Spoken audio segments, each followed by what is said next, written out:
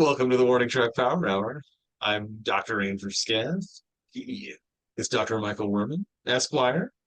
On today's show, we'll talk about the Kansas City Chiefs and their now 53-man roster has been announced. So we'll be talking about that a little bit. We'll also talk about our NFL win total picks for over-unders for this season. But we'll start today's show with the possibly surging again Kansas City Royals. Just recently swept a doubleheader against Cleveland, and now only one game back in the division, like up now like 80 to 89%. Was that what it was? 89% chance for the 89%. playoffs, according to Fangraphs. Are you now comfortable with the Royals, or are you still cautiously optimistic about their chances to make the Well, playoffs first?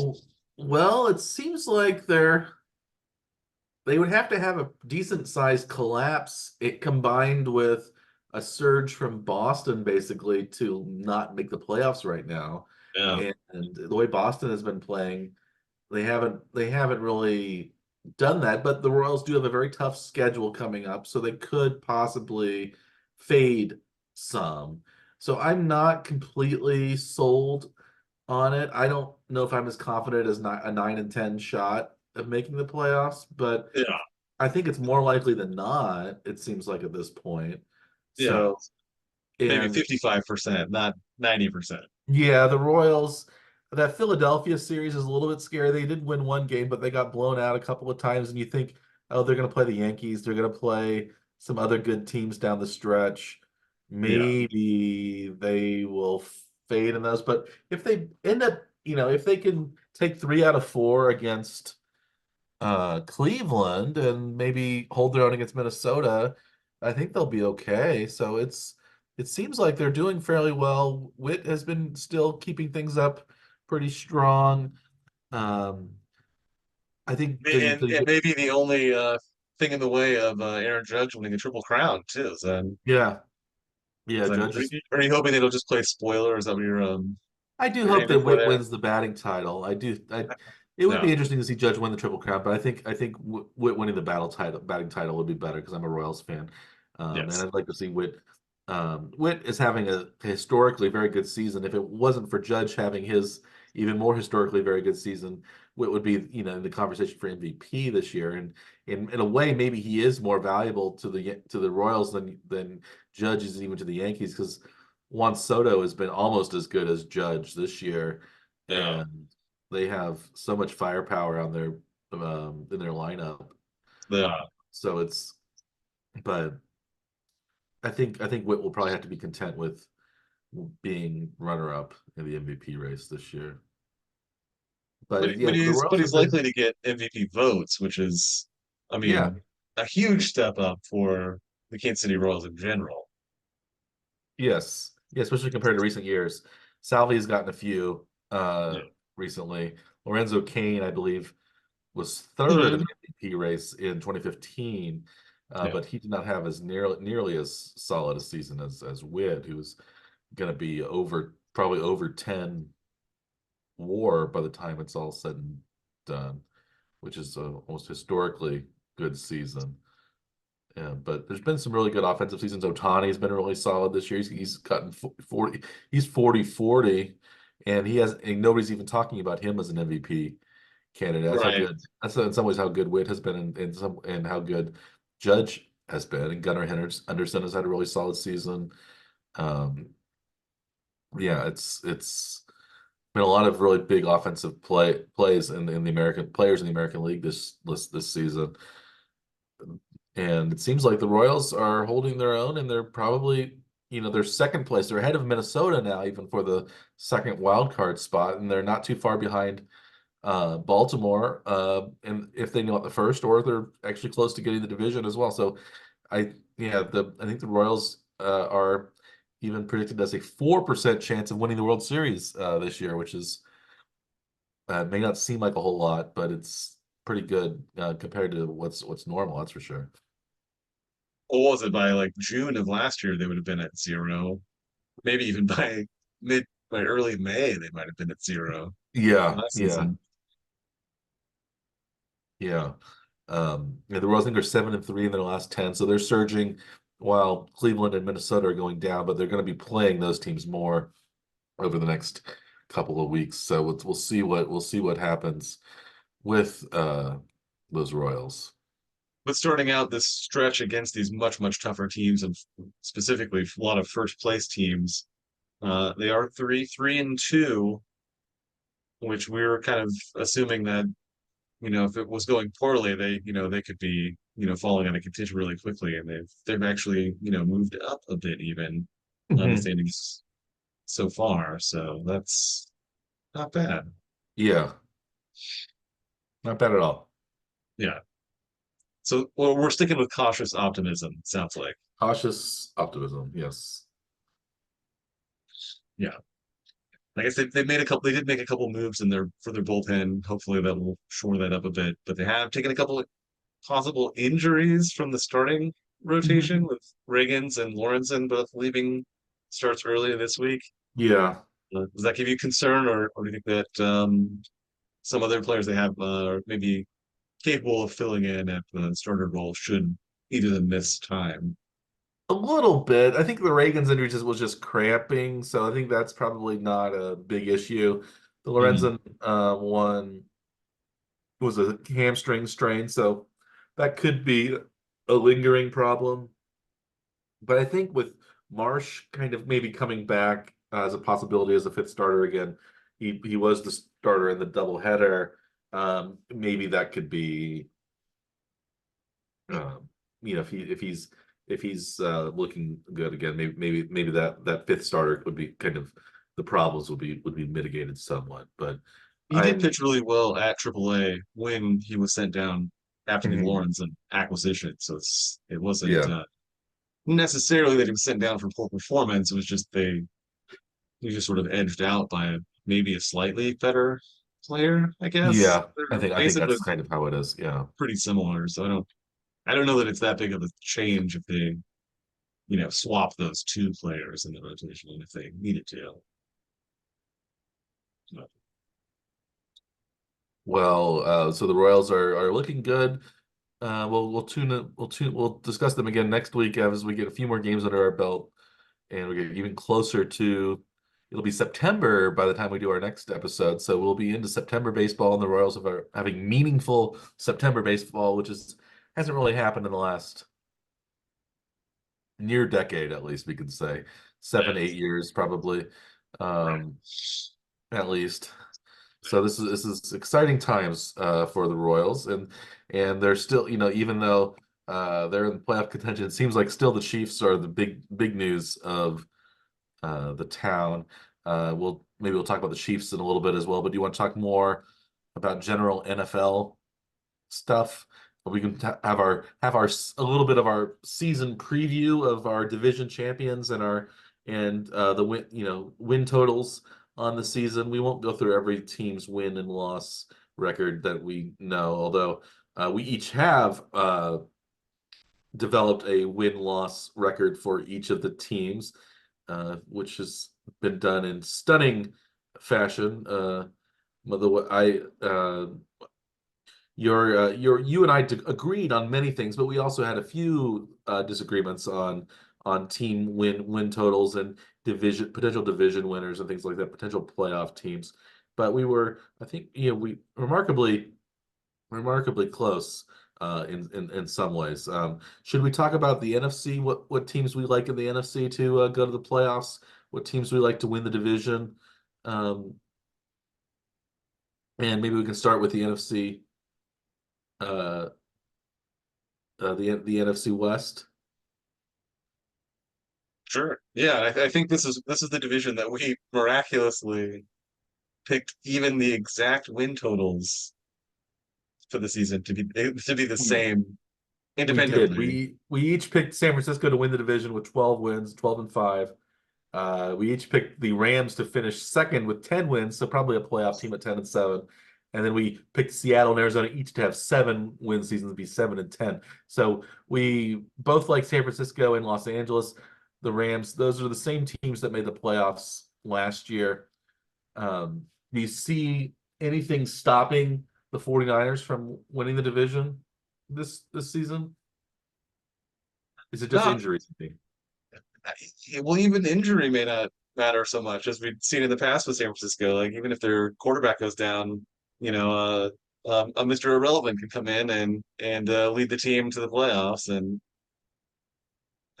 even have a deep run. So, I mean, they have such good skill players that I don't know how you're really going to top that, especially the way that their roster is structured for salaries. Like they seem like a juggernaut, at least in the Yeah, division. I guess there is some problem with Trent Williams still holding out. They don't have a great line without Williams. Yeah, Ayuk is still disgruntled. Is he going to play? You yeah, know, but I still think probably, even though Ayuk had better stats last year, when Debo was out, that's when the 49ers struggled more.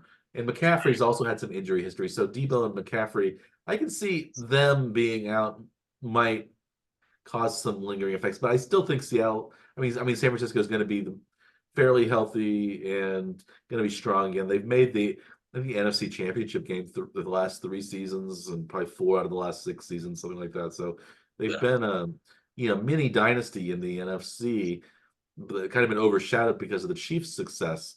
But yeah, I and the Rams are the other team that have been challenging them, if Stafford stays healthy, I think the Rams have a good shot at making the playoffs as well. Yeah. And that team I think is more dependent on Stafford's health than, one Yeah, Stafford individual goes player's down. I health. think the Rams will go down. But yeah, I could say, yeah, I could see, it's Joshua Dobbs is the backup right now in San Francisco. I could see, him doing fairly well in San Francisco because that system is very quarterback friendly. And I like him better than Stetson Bennett as the backup for the Rams. So Yeah. um, But you like Stetson Bennett's name though, at least. So yeah, I don't care. I just don't care for Stetson Bennett very much. But no, he's the little guy who is a little bit of a yeah. He was on a very great some very good teams, and he looked fairly impressive in college. But I think it's because he was on stacked rosters and could throw to you know and hand the ball off to first round draft picks. You know, no. but um, I think Brandon Allen's actually listed as the QB2 in San Francisco. Are you ooh, surprised okay. at that? Yeah, Dobbs is listed at third, I guess. Okay, I'm a little surprised, but Yeah. that's not that surprising. But competent at least. Backups should. Yeah, I think Allen has been there longer than Dobbs. Dobbs is just there for his first go around in San Francisco this year. He was Wasn't he? in Didn't he come into the playoff game? Wasn't that Dobbs? That when No, that Purdy was got hurt. Josh. That was Josh Johnson. Oh, Johnson. That's it. Yeah, Those are he was the different backup. players. He was the backup now in Baltimore, That's right. and that's maybe a little scary for Baltimore if Lamar Jackson goes down. They don't. I don't see him as good a backup as Dobbs or as That's Tyler that's Huntley was last year. Huntley is still in Cleveland, and Cleveland has kept 4 quarterbacks on its roster. They can't seem to get rid of the quarterbacks that they want to get rid of.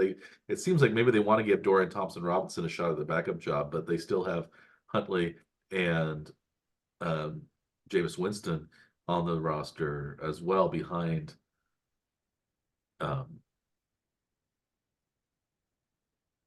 Deshaun Watson. I almost forgot Deshaun yeah. Watson. Oh yeah, they're good. Yeah. John Yeah, Watson. he's hard to forget Deshaun Watson for so Yeah. many reasons, but maybe people want to forget about him as well. But should we move on to the NFC South? I think we begin to differ a little bit there, but I think we have.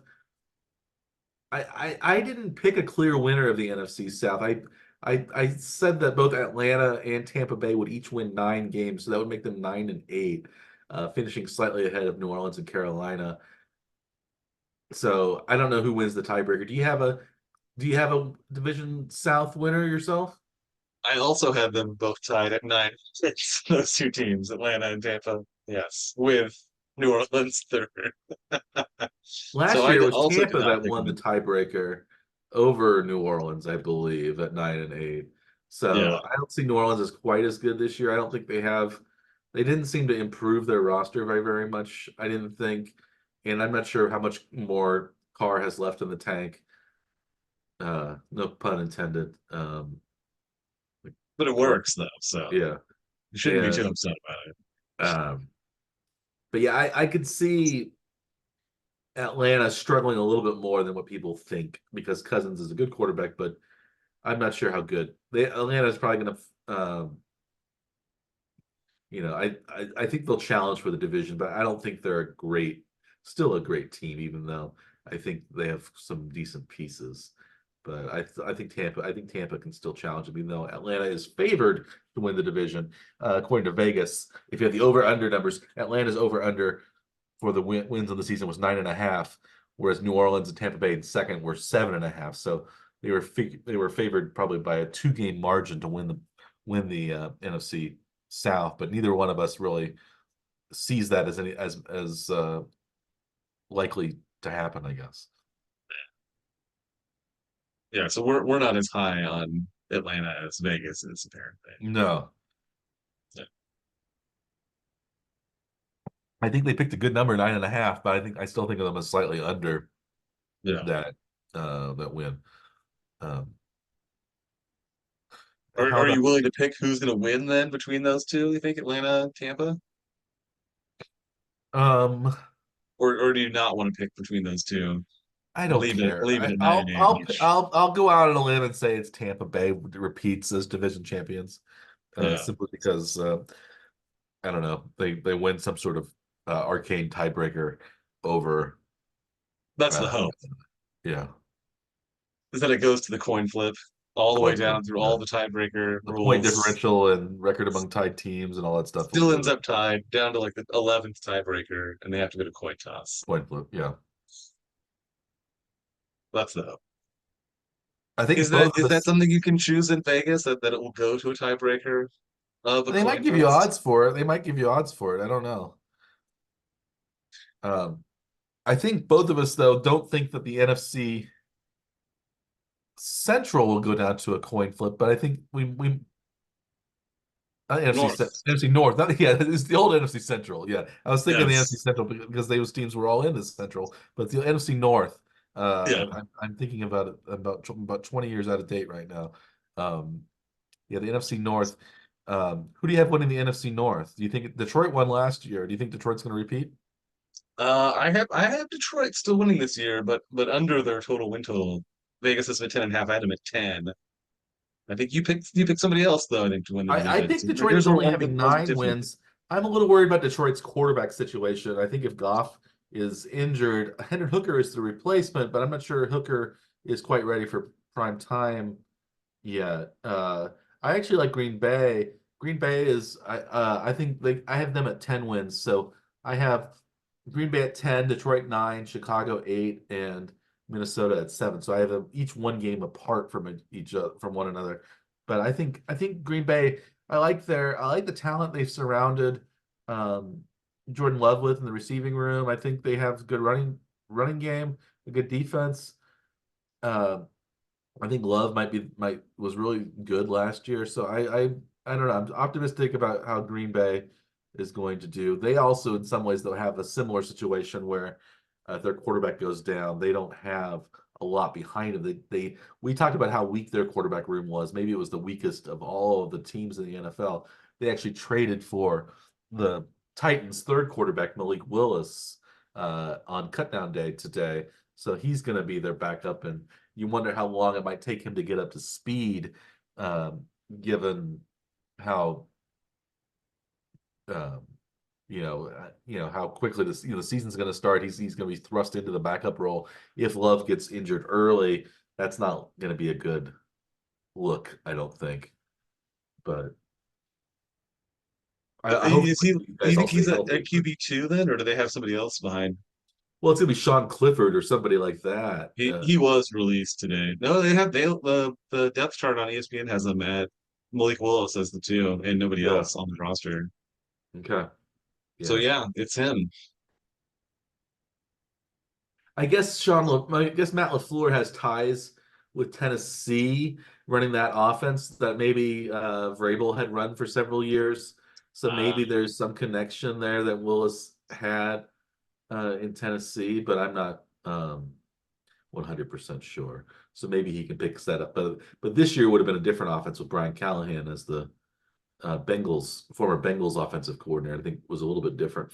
So, but I guess it's all the NFL teams. A lot of the NFL teams are run kind of similar offensive systems, and just maybe terminology that's a little different or yeah. things like that. So maybe Willis can adjust on the fly to life in Green Bay.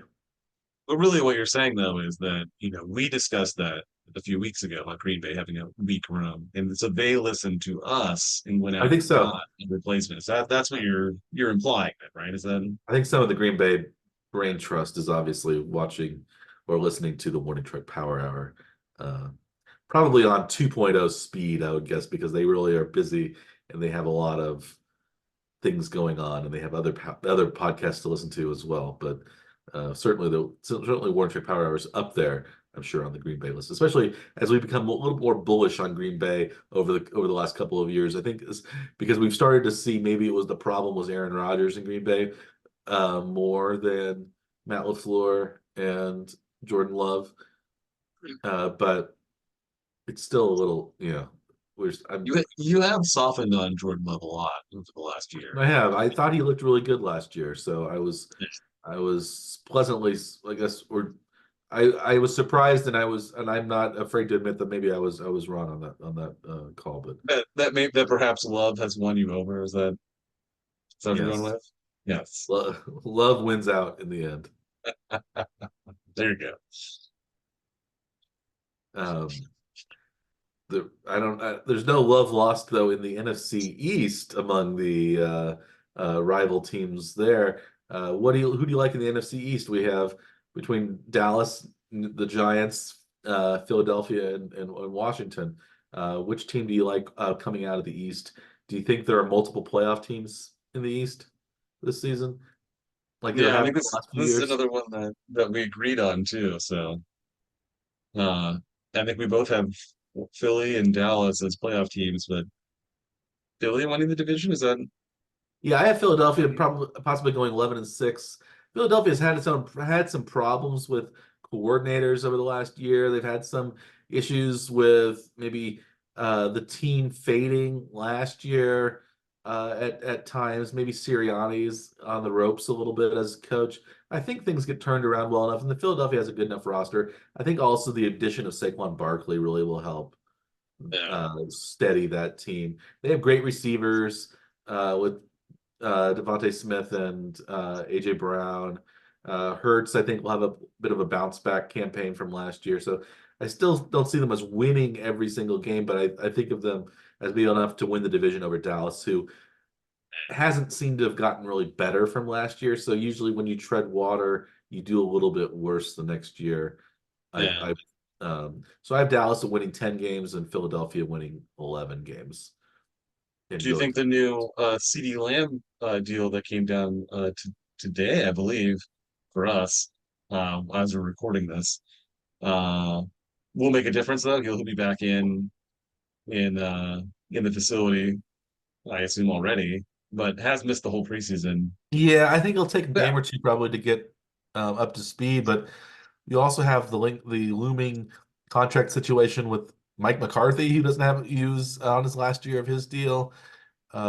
Jack Prescott, Michael Parsons, a lot of big names still haven't gotten their contracts done. So I'm not sure how much happiness there is among camaraderie and there is in Dallas right now with between the team and Jerry Jones. So I think that's been kind Jones of a wants. theme of theirs for a while, hasn't it? Like they did that with Dak Prescott for a long time before he finally got his contract, and it was like year after year after year of like waiting for a new deal and not signing it, and then pushing it off for another year. It just seems like it's a trend there, isn't it? Yeah, I think Jones in some ways likes to jerk people around and also think, oh, if we leave that carrot out there, they're going to run after the carrot and play better. But it's hard to say Dallas, I think, infamously said they were going to be all in this season, but they haven't really done a whole lot in the off season. They didn't bring anybody in. I guess they brought Zeke Elliott back, but I still think they're a good team. So Yeah. they aren't going, they're better than the Giants. They're better than Washington, who I think are both going to be they fairly lousy, but maybe not as lousy as some people might think. But um, I had the Giants winning 6 games and the Commanders winning 7 games. I'm not sure if that's going to happen. I think I might be overly optimistic about Washington's chances, especially, but that's that those are that's my pick anyway. I think I only had Washington at 5, so yeah, you actually had them over then on the season. Or I did pick over under Washington was a six over. I and a picked the half. Giants slightly under. Yeah. Yeah. I picked 3 of the teams. Dallas was only 9.5, so I picked them over. I picked the Eagles over, and I picked the Washington over. But those numbers are so good usually. Yeah. I don't think either of us had an over or under that was more than. Did either of us have one that was more than 2 off the expected? Um, no, I think they were all awfully close. Uh, yeah, just scanning through, we had I had some one game and a and a half halves. off was like it's like the furthest off either of us are so far. Yeah, no, they're all like awfully close. Yeah, they do a good job in Vegas, and Yeah, so when you were trying to pick these, how did you go about this? Did you go through look at game by game and then like decide the outcome of the game and then tally that win or loss for the team that you're picking, or did you go about this a different method? last year, that's what I did. I went through every single game and I picked wins and losses, and that didn't turn out actually so well. So I decided to kind of do a different approach this year and just kind of do gut feeling, eyeball it. And it actually turned out that the predicted wins that I had and the predicted losses actually turned out to be even. So given that each game has a win and a loss, unless there's a tie. But if there's only wins and losses, there will be 272 wins next year in the NFL and 272 losses. And my teams, the way I did the over under, actually ended up being 272 to 272 somehow. So I feel like I really eyeballed it well. I don't know if that's going to turn out to be good predictions or not, but I kind of kept the overs even with the unders, at least when it came to total um, wins on the total. So I tried not to be too extreme predicting any of the teams. I did predict one team to win 13, that was the Chiefs, and one team to win only 4, and that was the Patriots. But that was the most extreme I had of any of the teams this year. So I tried to keep them all somewhat close to the 8, 9 win mark. Um, but And when I went through, I just sort of like grouped the games like in the schedule, like they're probably going to win like whatever team I'm looking at is going to win like maybe like one of these 4 games, and then just sort of went through that way, like through their season in like chunks. And I try not to look at the over under number initially and just like pick how many they would get out of each set, and then pick the total number of wins. Then and they ended up like very close to what the over under numbers were. Uh, but I did that method last year. I also was not very good last season, so I refuse to give up on the method. I think it should work, so I'm trying it one more time. okay, yeah, It's I going gave to be up on better it, this year, Mike. but I decided to just go gut feeling, and we'll see how my gut does. We'll move on to the. I want to move on to the AFC. Talk about the AFC West. I think both of us have the Chiefs winning the AFC West. Their over under number was 11 and a half wins. They only got 11 last year, so it was under, but I think that's only been the second time in the Andy Reid era they've been under their win total. I had them going over this year with 13 wins, thinking of them as going 13-4 this year.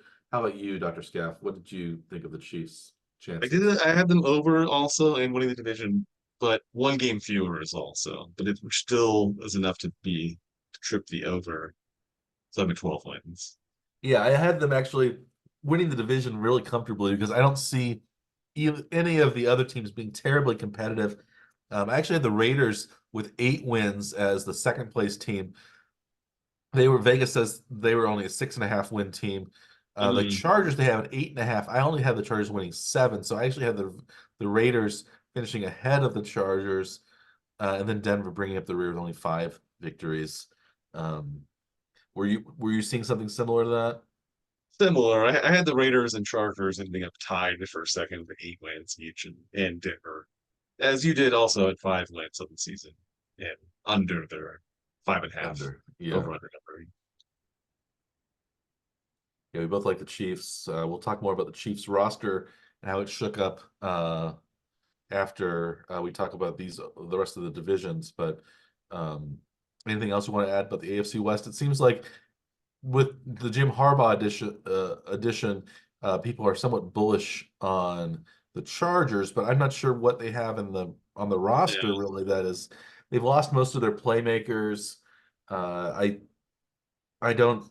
I think the running game maybe has improved with Gus Edwards, but I'm not sure how explosive they're going to be. And I don't know about their defense, which seems like it's just getting a little bit older each year.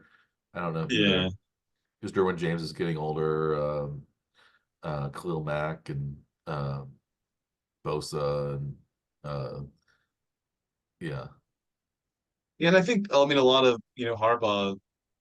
They can be bullish on Harbaugh for the long term, which is I think what probably most people are in general. But I think just because the roster was in such a mess after the end of last season, that it was going to take probably a year just to like reset, maybe start to instill a new culture in the hmm franchise, maybe try to shake off some of like the past Charger history, and then they'll go from there. Is what I assume is going to happen. So chances are this year probably won't be very impressive, but the next couple of years we should start seeing yeah. maybe a That's the theory rejuvenation anyway. of Yeah, I mean, yeah. that's the only way to rebuild a roster without like totally gutting it and starting over, which they did not do. So this is probably going to be more of a transition type thing, trying to instill a new culture there. Probably won't be that impressive though for a year. Hmm. But Harbaugh has won basically everywhere he's been, and That's almost true. immediately. So, Yeah, well, yeah, I mean, I don't know how we would do it with this roster. That's or what I would say, at least at this point. yeah, yeah. They have great quarterback, but beyond that, I'm not sure what they have on offense, and I'm not sure what their defense is going to be like. So Is Antonio Gates still there though? Is he? yeah, I think he's long gone. I think yeah, Keenan Allen's gone, Mike Williams is gone, Austin Yeah. Eckler is gone, Natron Means, Lajanian Tomlinson, Ghost of all, Chargers past. all of Yes. the great Charger Stan Humphries, Dan Fouts, There you go. Charlie Joyner. Yeah, you're getting way back there now. They're all not walking through that door. So, um, and they're like the new writers here, Quentin Johnston, who was picked from TCU. He was really bad last year. He was kind of Sky Moore levels of bad last year as a first round draft pick. So, who knows how good he's going to be this year. So I don't know who Justin Herbert really has to throw to. Josh Palmer, I guess, is still around, Uh, but um, he did have his first significant injury last season, so I think yeah. everybody's going to be in Charger land will be holding their breath to see that he can get by that injury and not take another one immediately this year. Well, speaking of injuries, we had a couple of injuries in the NFC South that affected the race last year in the AFC South, excuse me. Anthony Richardson was down early in the year for Indianapolis. Trevor Lawrence was out for a little bit for Jacksonville. Injuries that led to I think maybe the ascension of Will Levis. Uh, Houston remained fairly unscathed with CJ Stroud at the helm. Who do you like in the AFC South? That's an interesting division where I think all the teams think probably they have a chance of winning this year. Uh, Houston, Indianapolis, Jacksonville all seem to have very kind of young, up and coming kind of rosters. Tennessee's gone the opposite way, kind of bringing in old, grizzled veterans to surround their young quarterback, Will Levis, Tyler Boyd, and Jamal Lewis. We got L'Jarius Sneed as well. He's not quite as grizzled. Brink coming into Tennessee. Calvin Ridley as a receiver. Uh, the Dallas running back. I can't think of his name. No. Tony Pollard coming into Pollard, Tennessee. yeah. Yeah, so we have a lot of older kind of veterans coming into Tennessee to try to turn things around. But Tennessee is predicted by at least Vegas to be the last place team at only 6.5 wins for the AFC South. Houston was favored to win the division with 9.5 wins. Indianapolis and Jacksonville each at 8.5 by Vegas. Which team do you have winning the division in the AFC South? I think this is one where we're going to differ. I've been pretty bullish on Houston still. I don't think they're going to drop off as much as probably you think they may drop off from last season. So I still have Houston winning the division and tripping the over, but not by much. I just said I have a 10 wins. They had 10 wins last year, so I have them at least holding steady in CJ Stroud's second season. Yeah, I had Houston at 9 wins this year. So still a Which winning is record, but higher than I would have guessed that you were going to have them at. yeah, I don't think they're going to be a losing record team, but I think they're a Yeah. solid team. But I think they have a tougher schedule, and Yeah. I think Jacksonville had a down year because of Lawrence's kind of struggles, and so I actually predicted that Jacksonville to win the division. I think they'll win 10 games. I have Indianapolis winning 9 games as well.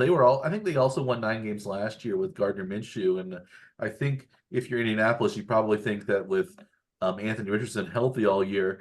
And maybe if he's not, Joe Flacco is still a solid quarterback as the backup. I think they could still win 9 games. I had Tennessee actually winning 8 games. So any of those, I wouldn't be surprised to see any of those teams to win the division, actually.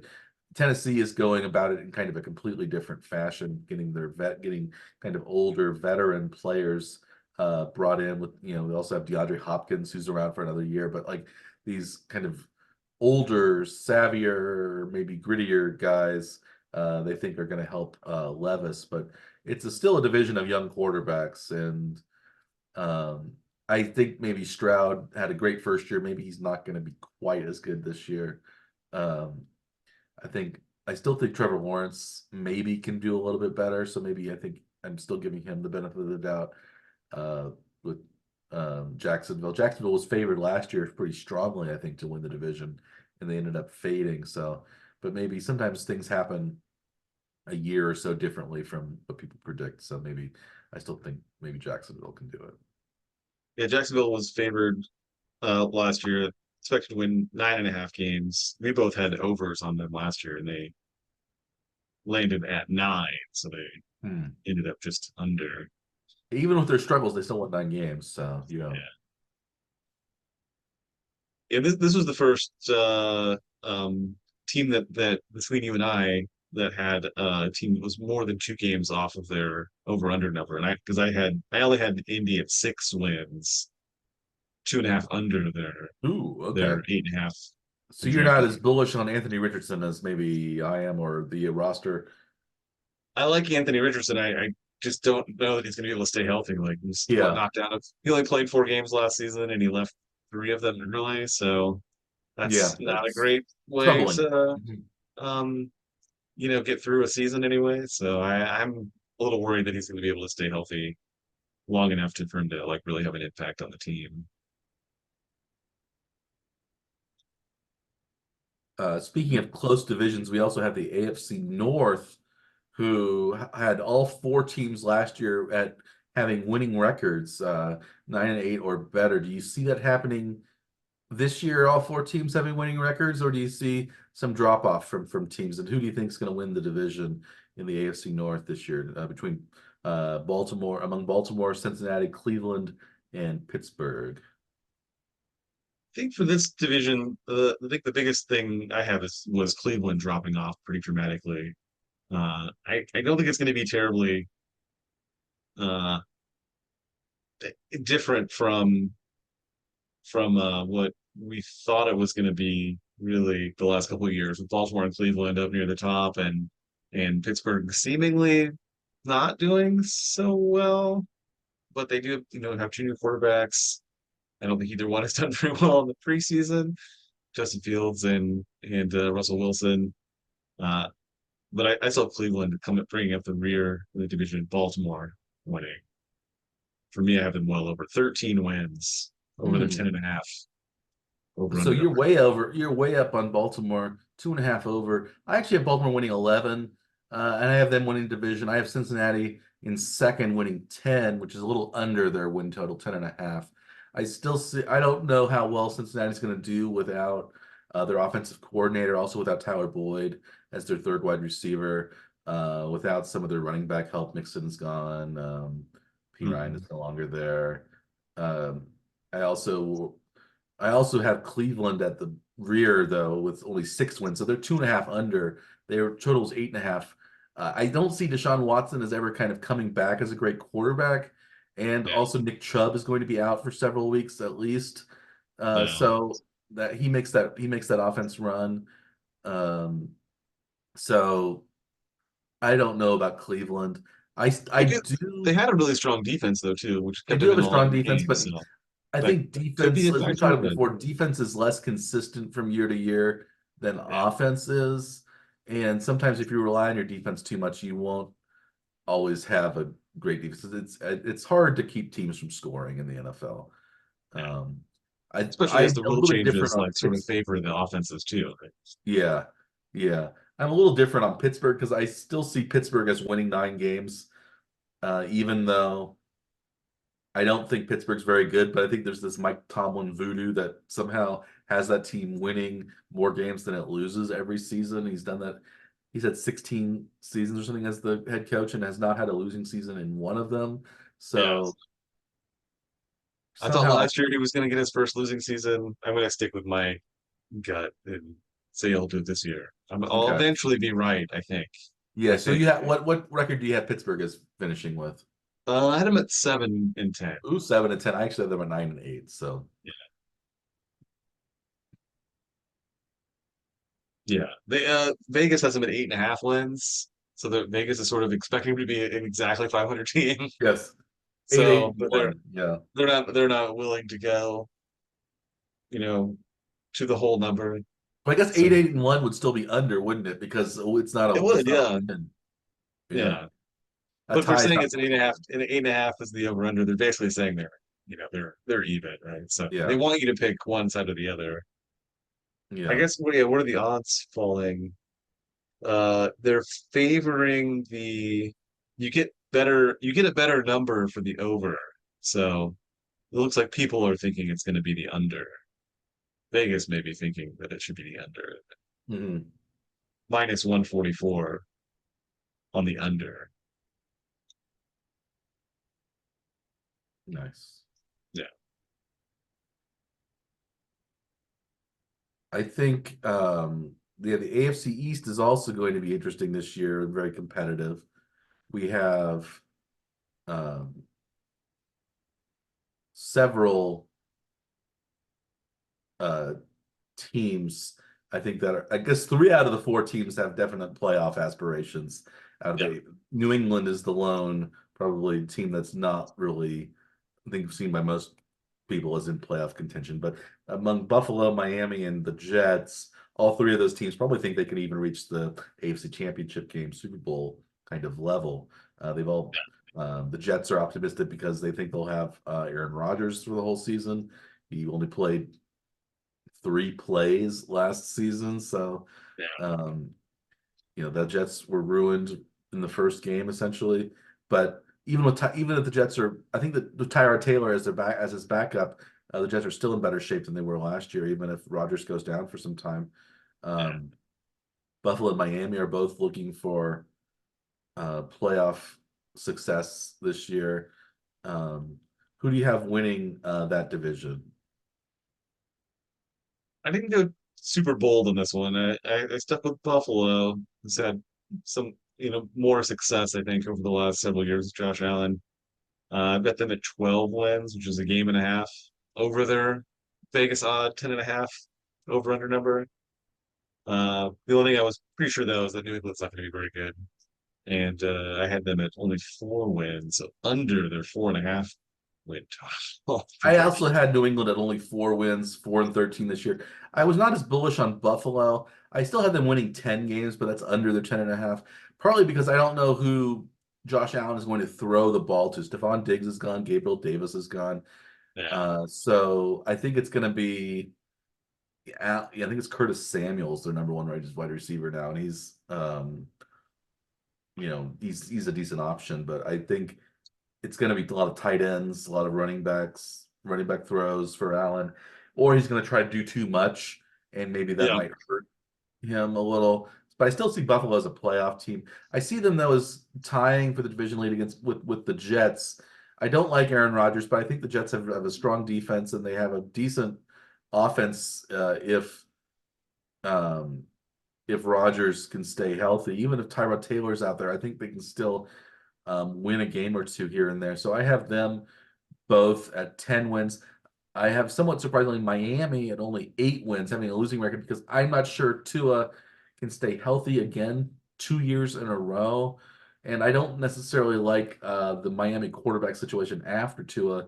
Skylar Thompson ended up winning the backup job over Mike White, but I think Thompson is kind of limited in his game. He's not a great thrower. He's a decent runner, but he's not Josh Allen or Lamar Jackson or somebody like that. So I think if Tua goes down, I think Miami is kind of screwed more than when they had Teddy Bridgewater as backup or somebody else like that. They don't have that anymore. So I don't, yeah, I don't, Miami, I'm a little worried about, especially with Tua's health. So I only have them as an 8 and 9 team, even though they have some great talent. But still have Tyreek Hill. they need somebody to throw the ball to, or somebody to throw Yes, the ball to Tyreek Hill or to yeah, um, uh, Mostert to hand it most off to Mostert most hand or out most A chain. Yeah, Jalen Waddle. They need to throw the ball to yeah, Waddle. somebody. There you go. Yeah, Odell Beckham is also going to miss his first several games of the season. no. They announced that today. So, Mm. um, yeah, I have still my New England bringing up the rear though in that division. So, um, It really surprised you that in Buffalo that they actually have Curtis Samuel listed as the wide receiver three. who's So they have who are Khalil Shakir and Keon Coleman as the 1-2. and it's surprising to me. Yeah, Ken Coleman, the rookie, and Khalil Shakir he had a decent year last year, kind of coming along, but him as the wide receiver one, that's a pretty weak wide receiver room yeah. in Buffalo. But at least they have Mitch Trubisky and Shane Buechele backing up. Well, Shane Josh Allen. Buechele is injured. I don't know what Yeah, he's going to be. Did he make they the? have him on the IR, but he's Yeah, on the roster still technically. yeah. They haven't. They apparently didn't cut him. They must have put him on the injured list instead. Josh Allen. I think if there's anybody other than Mahomes who can kind of overcome a weak receiving crew, maybe it's Josh Allen. Uh, he does it more with his legs though Mm. than Mahomes Yeah, tries to at least anyway. Right? I yeah, was like, if he's forced to, he runs. Where Josh Allen seems like he maybe tries to run first, maybe a little more often than they want him to, even possibly. yeah. But Um, so that's our sort of NFL preview for this year. We'll next week we'll talk more about the individual games that are coming up because it'll be week one of the season starting next Thursday with the Chiefs and Ravens to open the season, and then it's the Packers Eagles, I believe, on Friday night in Brazil as the second game of the weekend. Um, I've do you like this scheduling where the preseason ends and there's a full weekend before the season starts? I guess it allows teams to recover a little bit, get healthier, and kind of make enough roster moves that you can kind of bring in people in practice before the season starts. I wish I kind of miss football having on that weekend, but it makes Yeah. sense. It gives a kind of extra bye week too. So everybody starts rush. But like so many teams don't play anybody in the final preseason game, so it's really like, you know, most of the starters have 2 full weeks off before the season starts, which I guess is should be even more rested and more healthy going into the season. But I don't know. It just seems like I find it boring then. So like the last 2 weeks before the season, there's really nothing going on. Yeah, it's just if it's watching the waiver wire, watching the transaction wire, seeing what the That's practice, not fun for me though. I seeing the want practice to squads see get the built, seeing games. the teams get cut, players get cut, and players switch teams, things like that. Um, Speaking of players getting cut and practice squads getting built, what do you think of the Chiefs' 53-man roster that they assembled? Were there any surprises on there for you? Were there any players you think should have been kept that weren't, or any players that should have been cut that weren't? What's your impression of what the Chiefs did? They actually made a couple of last minute trades. They traded for was it uh Oh, the uh tight ends, Cowboys tight end, former Cowboys tight end Peyton Hendershot. injured They shots. also uh traded Throwback old for friend. yeah, they got back old friend JuJu Smith-Schuster. They also traded Yes. for defensive end Cam Thomas for the Cardinals for a seventh round draft pick. Um, yeah, they did some interesting little things in the last weekend.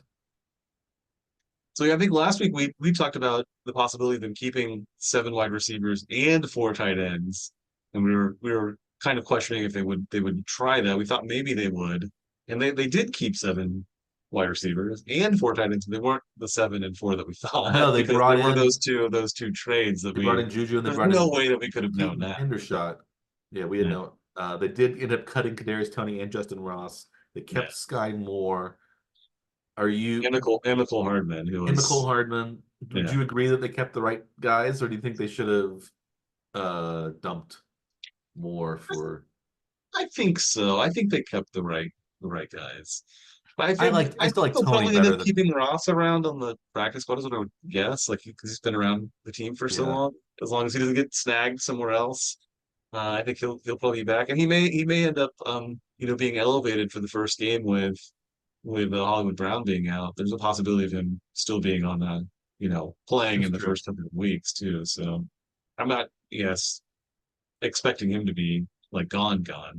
Tony will Uh, probably have to be finding yeah. another home if he I still can. think Tony has more upside than Moore does, so I would still keep Tony Yeah. around as the seventh guy ahead of Sky Moore. But I understand why they kept. I think Tony's more of a head case and maybe a little bit more difficult to deal with than Moore is. Moore seems like he's not. He hasn't been very successful on the field, but he seems like he's not an off the field distraction or somebody who's Yeah. going to cause problems if he's not playing a lot. So I understand why they did what they did. I would have maybe liked to see Nico Remigio make it or one of the other guys make it, but I think bringing in Juju kept that from happening too. So um, I like the addition of Juju Smith-Schuster. He actually looked better as the season went on last year in New England. I think we were worried about his knee at the beginning of the season, but he started to look more explosive as the season went on. In New England, who knows what New England's doing, why they got rid of him? But I think it seems like he had a really good season for the Chiefs in 2022, and I think Smith-Schuster can, as the fourth or fifth receiver in Kansas City, makes it a pretty solid, deep wide receiver room, I think. Well, really, he's mostly an insurance policy for Hollywood Brown being out and the possibility of a suspension coming down for Rasheed Rice because that could happen Yeah, at any point during the year with no warning, essentially. So Juju Smith-Schuster fits in nicely. They already know him. Mahomes already knows him. So it's not yeah, like you have to start from scratch and bring somebody up to speed with the offense and having a rapport with Mahomes. So I mean it's a great yeah. fit for the scenario that they are in, and it seems good. Yeah, it seems like Smith-Schuster was almost like the opposite of Nicole Hardman, who sort of never could get on the same page as Mahomes. But Smith-Schuster was almost like a Kelsey in the wide receiver room, where he could kind of find open spots in a zone or kind of see where Mahomes was going and do that. So I like the Juju move. He's still only 27 years old, so he's still a Is that young-ish right? I guy. thought he was I thought he was at least a couple of years older than that. Yeah, I think he's 27 because he started out very young in Pittsburgh. I think he was only 20 when he was drafted. Um, Yeah, so he's 27. He'll be 28 in late November. Yeah. Yeah, it seems like he's been around the league for so long that he'd have to be much older than that, right? Yeah. We gotta start pretty young. So Yeah. we also had a couple cuts that maybe we saw. Louis Reese Zammit was cut by the Chiefs. Um, were you surprised about that? He didn't really seem like he was all there maybe in preseason. He's still really working on the game of football, transferring from rugby. Um, Yeah. maybe the running back that was the surprise of camp was Carson Steele, making it as a fullback slash running back hybrid, perhaps in the mold of Mike Allstott from Tampa Bay back in the early aughts, late Yeah. 90s, early aughts. What do you uh, what do you think of Carson Steele as the running back? He beat out Deneric Prince and some other guys that were challenging as the one of the third running back with Clyde Edwards-Helaire and of course Isaiah Pacheco as the starter and the backup. What do you think? Pacheco up as the starter. What do you think of Carson Steele's addition to the roster? I think it's always fun to see like the undrafted free agents come in, have a great camp, and then actually get signed to the contract to make the full roster. So I think he's looks like he's headed towards like getting at least some playing time early in the year too. So I don't think this is going to be a thing where they just like it's a nice story and now he's going to disappear. I think he's actually going to play some. Is that what you think too, or I you think think he's so going too. It to seems kind of stay? interesting that the Chiefs' best running backs are probably going to be Pacheco and maybe Steele ahead of Edwards-Helaire even. And they were Pacheco's a seventh round pick. Yeah, Steele was an undrafted free agent, and Edwards-Helaire was the first round pick. And if we look at right.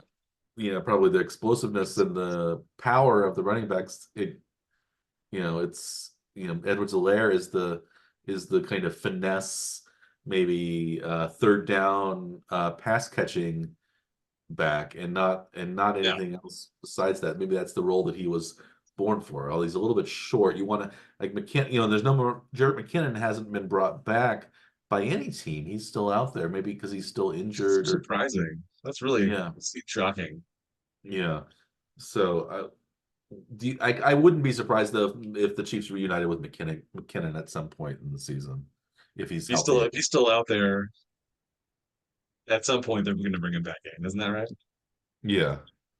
should almost bet on that if you could, right? Uh, he's as likely as Juju probably as Yeah. coming back. But he is now 32 years old, McKinnon. So he's a bit long in the tooth for a running back, but Yeah. still he's actually not much taller than Clyde Edwards-Helaire. He's only 5'9". I think Clyde's only about 5'7" though. Um, but he played a lot taller than Clyde. Clyde has this sort of alligator arms. It seems like he can't quite. Um, he sometimes doesn't get those tall passes. Um, Yeah. that McKinnon could seem like he could get. But Yeah.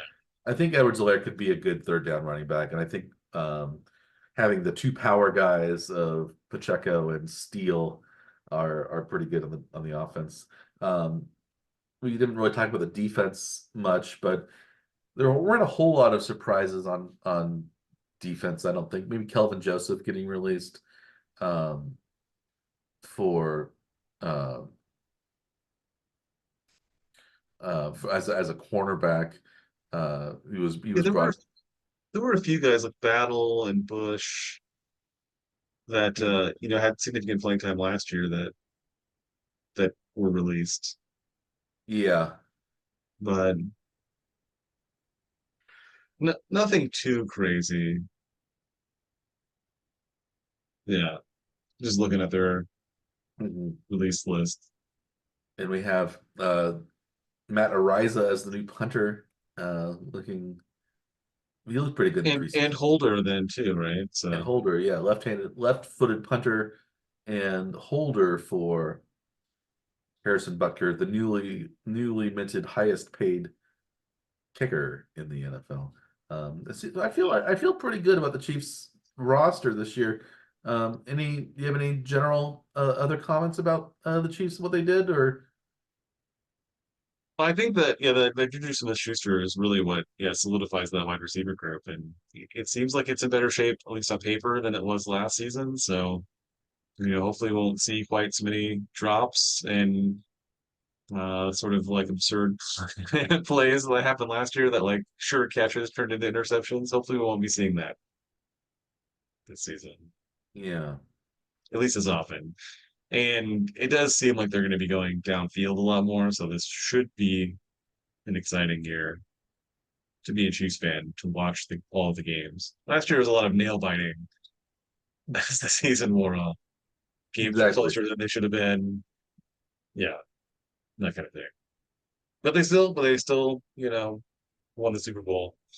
Are you putting all your money down on the Chiefs repeating now, Mike, before the No, season I'm not putting all my starts? money down, but I do think the Chiefs have a good shot. I think last year was the year that they should not have won, probably.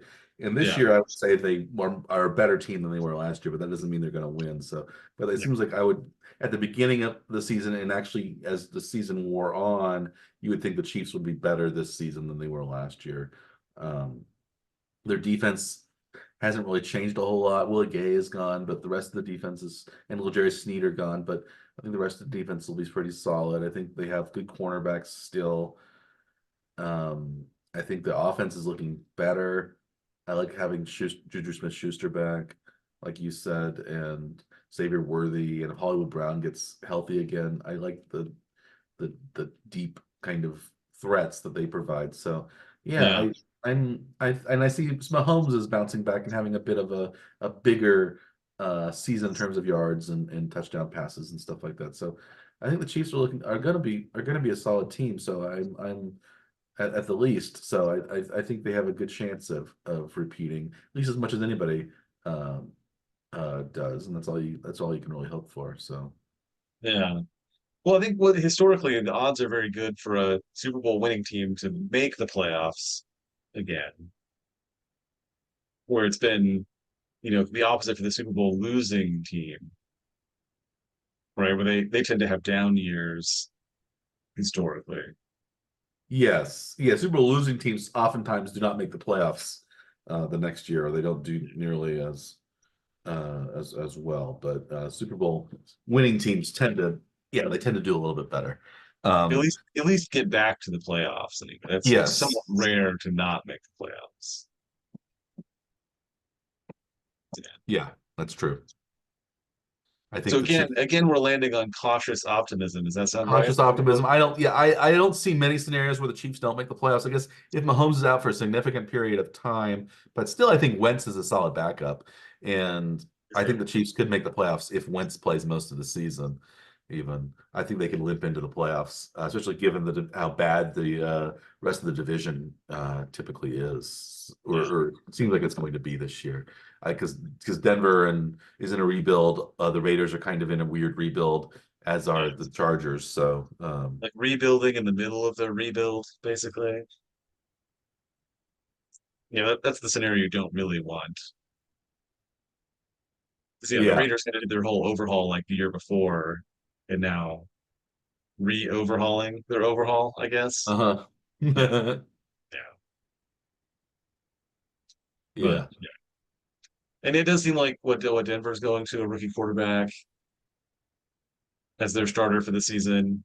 Uh, the Raiders are going to end up going like maybe with Minshew to start with, and O'Connell possibly coming on later if necessary. So yeah, the like just the quarterback situations themselves aren't established for two of the teams, and yeah, it's not there's this kind of rebuilding season, so it's Yeah. transition type thing. So we're not really expecting to see much from any of the division, which is a good Well, scenario for the Chiefs.